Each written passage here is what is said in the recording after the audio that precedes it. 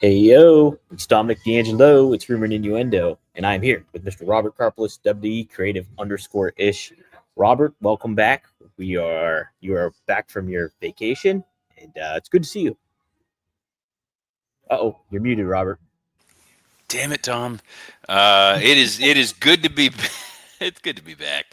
Yes, thank you. It was nice to be floating on a boat for a couple of days. Didn't get a chance to watch any WWE programming while on the ship.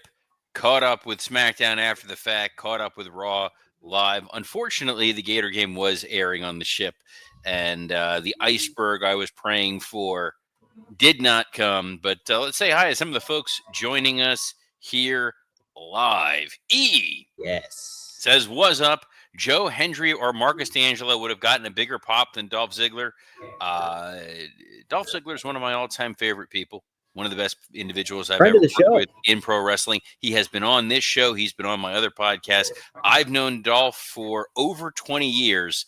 I am going to venture to guess he got a bigger pop than Marcus D'Angelo would have. And you've known Marcus for far longer. Yes, I have. That's very true. Jeff Henninger says, "Hello, R&I. Raw could have used at least one more surprise return last night. Do they not know they have a full-time roster?" I don't think they're aware of that, Robert. Uh, Roman Reigns making his fourth return. Dude, Like 2 months. it was actually Wrestling All Head said what I was about to say, so I'll go ahead and just read it. Good day, R&I. Raw was like a 2013 time warp, and I'm here for it. That was absolute wild chaos. Dre Owen says, "Hello, R&I. Raw was predictable except for Dolph Ziggler. Otherwise, a solid show." Hey, sometimes predictable is good television. Yeah. Speaking of Did you predictable, overall like the Marty show, Robert? wants to say hi. I'm going to go fetch him out of the Yes. old pen. You keep talking. Say hi to the other folks Right, joining us. Yes. So thanks everybody for joining. I wanted to thank Kevin Kellum actually for tagging in yesterday.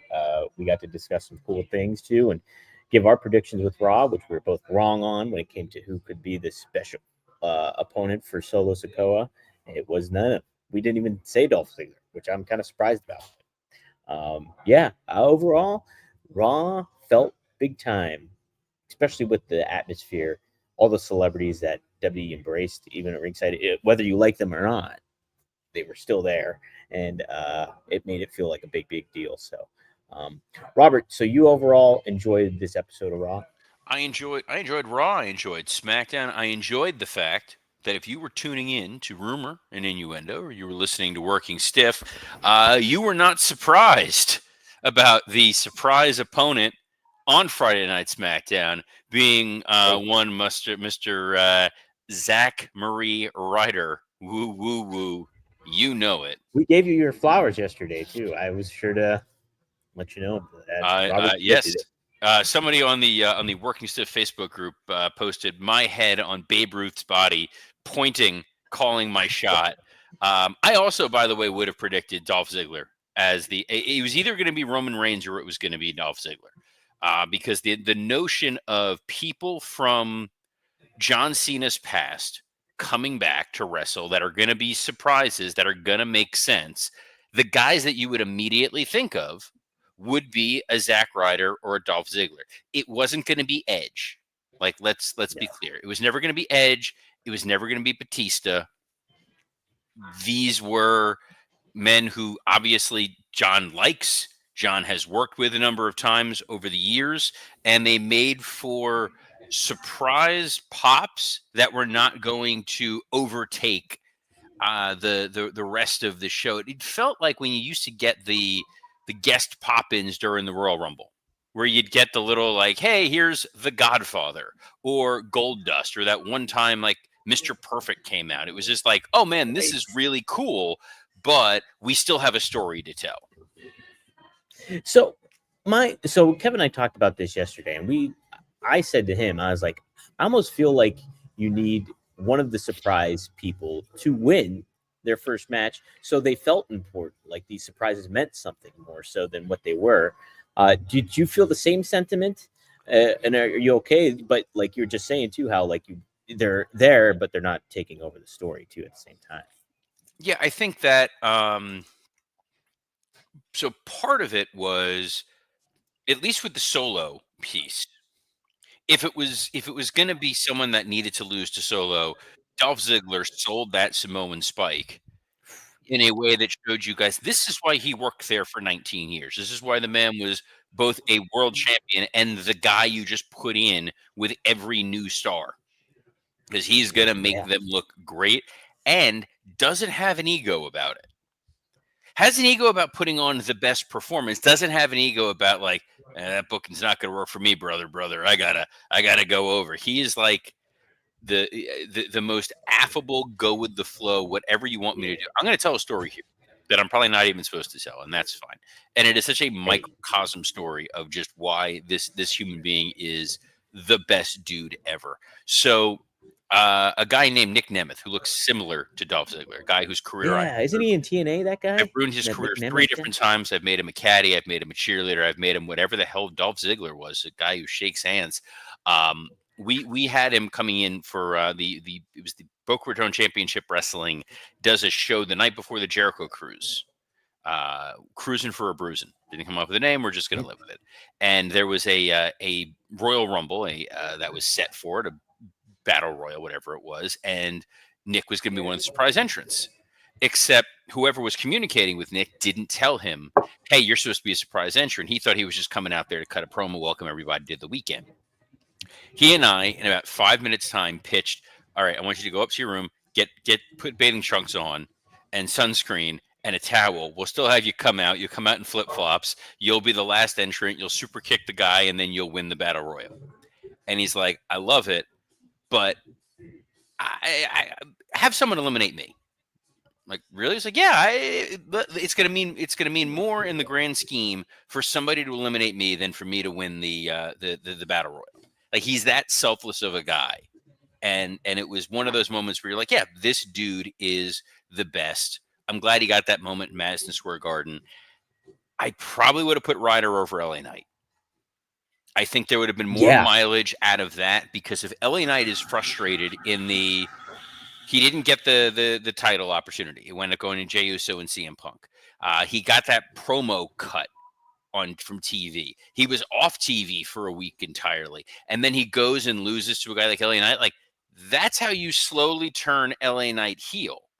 Exactly. Yeah. And you get more mileage out of LA Knight wins, but we know he's not going to be the main guy. And, Ryder gets a win, and then you feed him to Gunther, and it's another great moment for Gunther. So that would have been the booking I would have probably changed. Right. Yeah, no, that's a fair perspective too, because in the same realm, I just like Zack Ryder coming back felt like a cool moment, and I would have done at least have one of those guys win, but yeah, I'm with you on that one. Would have made sense, especially because the announcers like did the heavy lifting on Friday. At least Corey Graves did in This Isn't Fair, because LA Knight didn't have a chance to prepare for Zack Ryder. Zack Ryder had a chance to prepare for LA Knight. Can I say this too? I said this yesterday, but I'll tell you this. When Zack Ryder came out, like Michael Cole, and what he had to say was like, this is Zack Ryder's second biggest moment of his career, probably. And then Corey was like, what's his first? Oh, you're beating me. And I'm like Michael Cole just completely undersold the value of Zack Ryder, like making him feel like a lesser deal. I thought, like, oh, this is the joke show up. I'm shocked Did you feel that same way? I'm surprised they didn't have him and Chelsea interact at some point in time. Sure, yeah. Mm-hmm. See, like, that would have been me too. Yes, he walks by her and she just, I'm sorry, who are you?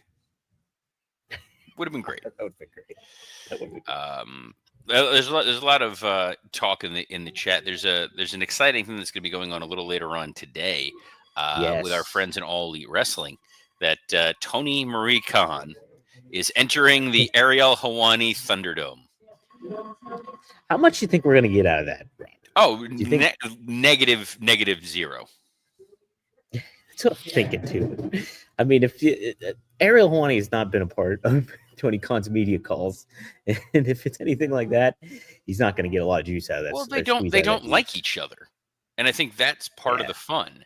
So you're going to get Tony, who's going to go in and try to babyface the situation, and Ariel is going to use his like, it's like a negative energy. I don't know how to quite, not that he's negative, but it's like a vortex of enthusiasm.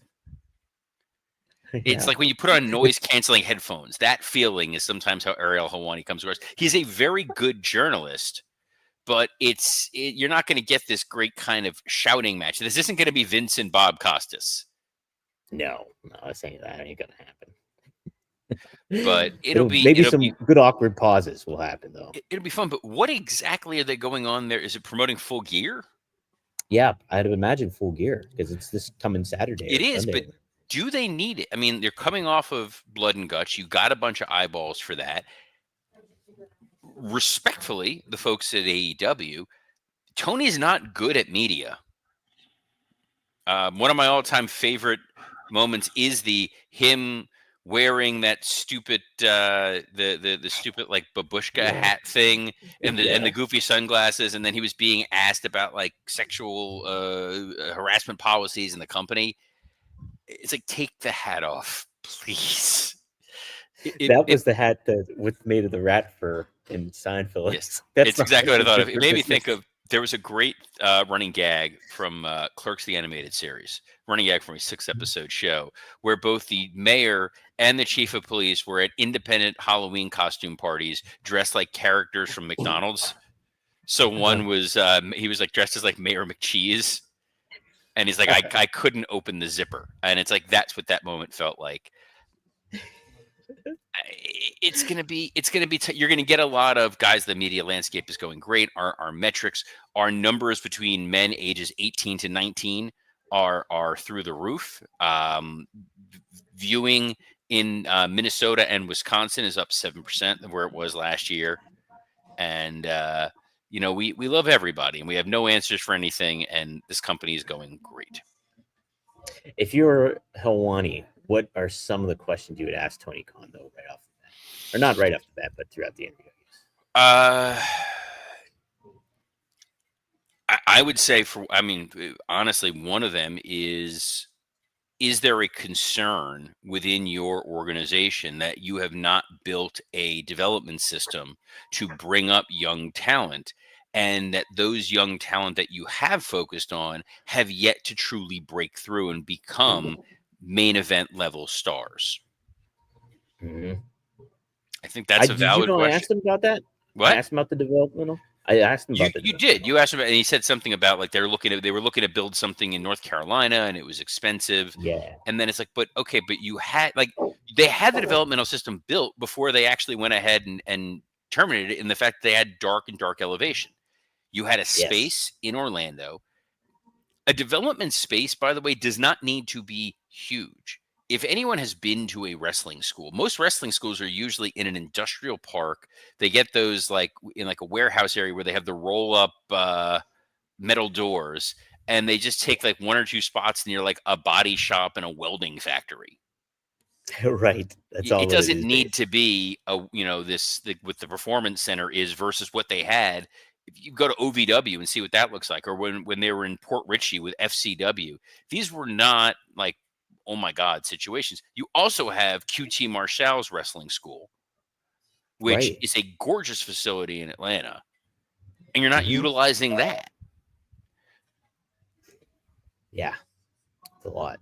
Sorry, we're talking about Madison Square Garden. Yeah, they put the spotlight on a young kid on Raw named John Cena, and dude, I did not think I would live long enough to see an earnest New York John Cena babyface pop.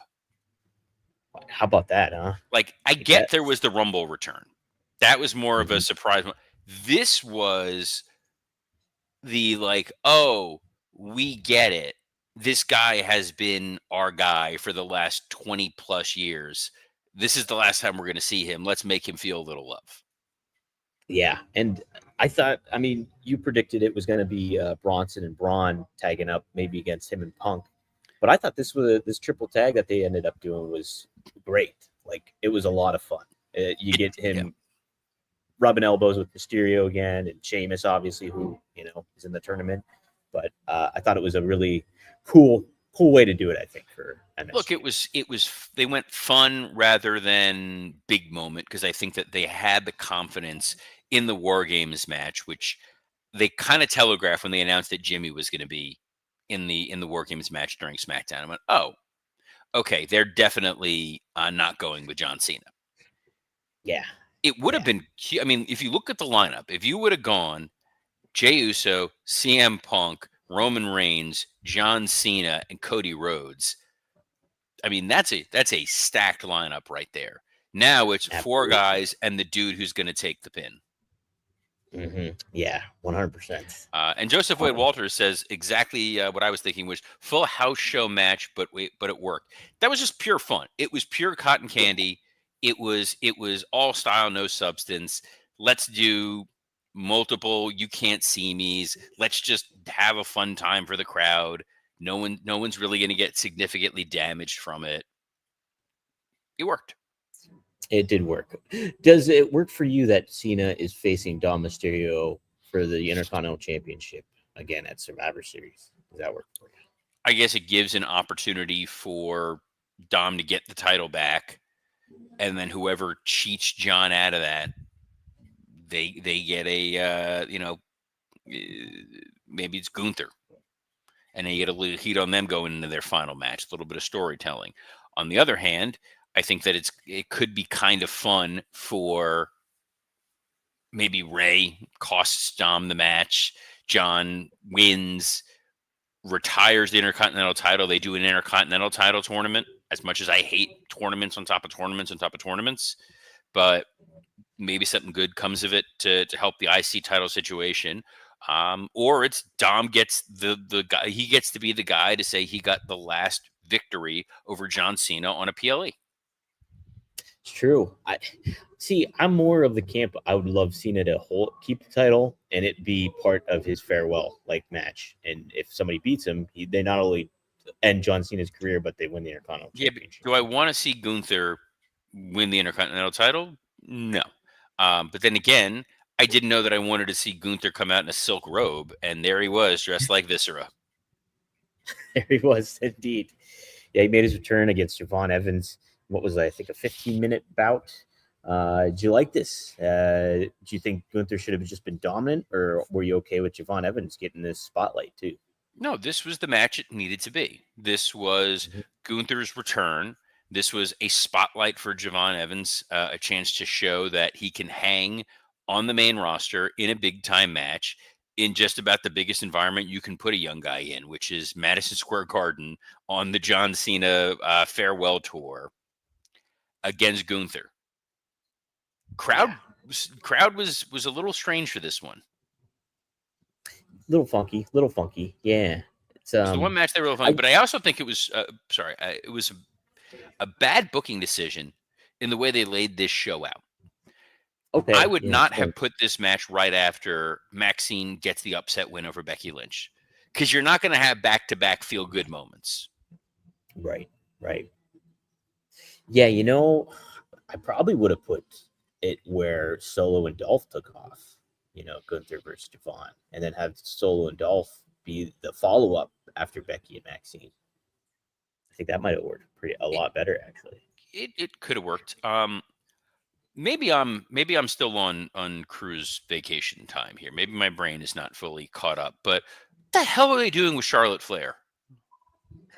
I don't know. It's such a weird, little jump in a storyline thing. It doesn't make. I mean, just Friday, she's like, "Nah, I'm not doing it." Now she's seemingly part of it all. It was like I'm watching SmackDown as I'm unpacking the suitcase and getting life back to normal. And it's like, oh, okay, here's a fun little segment where they're definitely setting up the War Games, and we'll find out who the other two women are going to be, and then a woman's going to be, and then Charlotte's just like, nah, peace, I'm out. And I was like, huh? Yeah. And it was like, but this is all actually working. Why are we derailing this? So maybe I thought for half a second maybe Charlotte was hurt and they were trying to mask it. I didn't know.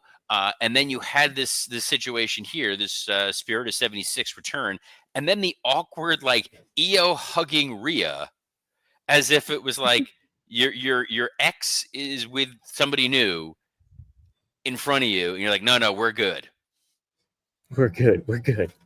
Yeah, very weird. I'm not sure what they're doing exactly. Wrestling Old Head, by the way, points out the real big story coming out of this show, which was Gunther is back to a variation of his Walter theme. That means he's about to go on a mean run. Dude, I popped for that song. I was so happy to hear it. Can we please get Judgment Day's music fixed? It's the worst music in wrestling. Look, Judgment Day needs a new theme. Ilya Dragunov needs a new theme really bad.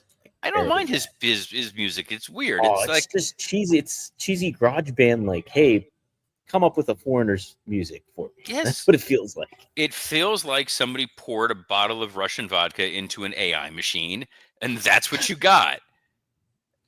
I don't like it. They need something for him. I don't mind. Main event was all entrances all the time.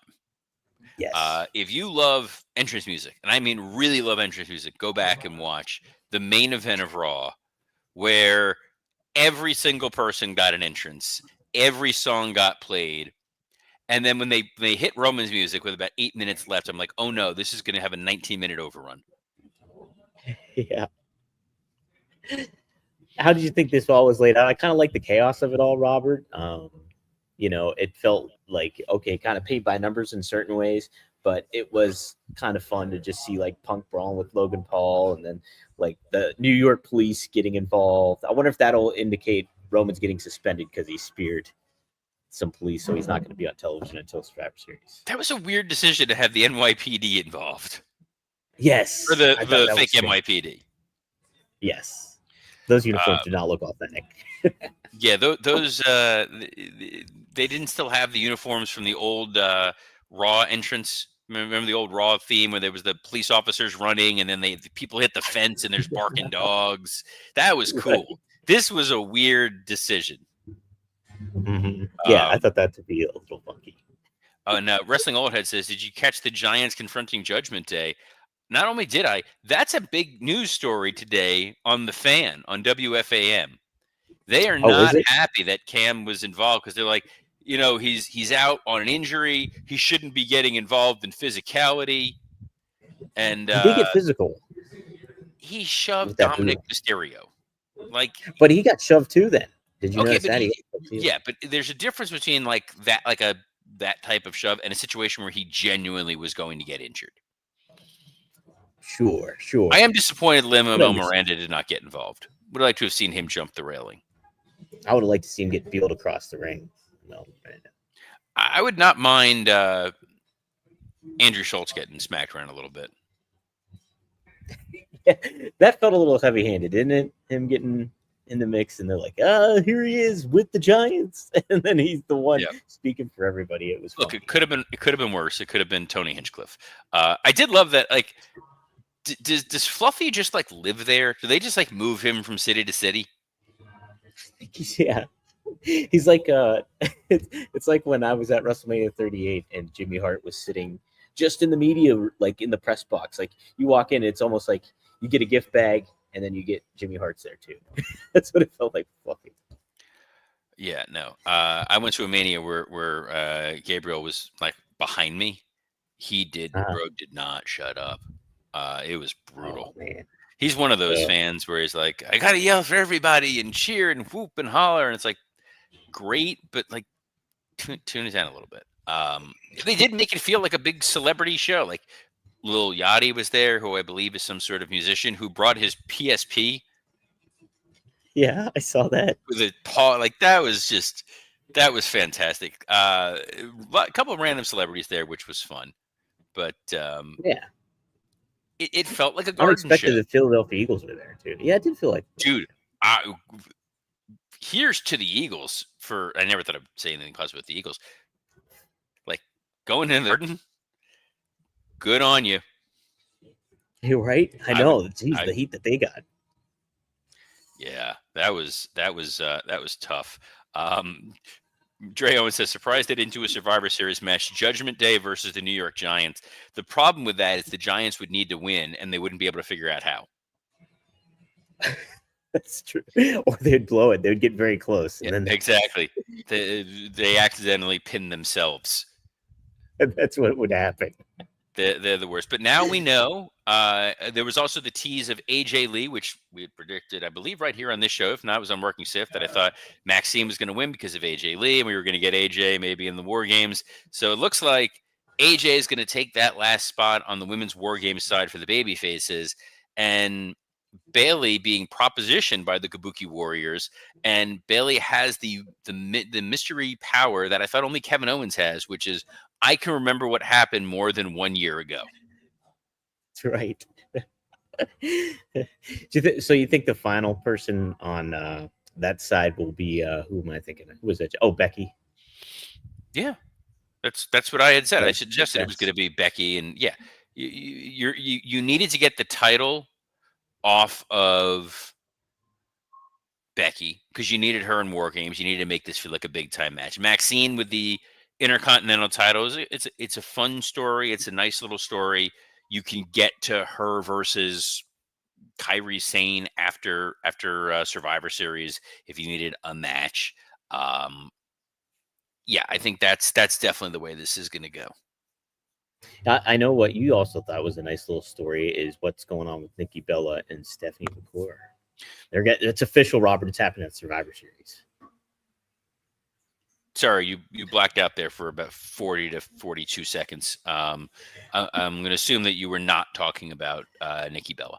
So we're going to move on. But hey, it's good to be back. I'm going to see if there was anything of major note on SmackDown that I did not get a chance to touch on, because I feel like a lot of it did bleed into Raw, which was Drew getting involved. The Drew getting involved, which we had kind of said, hey, they're definitely going to find a way. I do look, exploiting a legal loophole.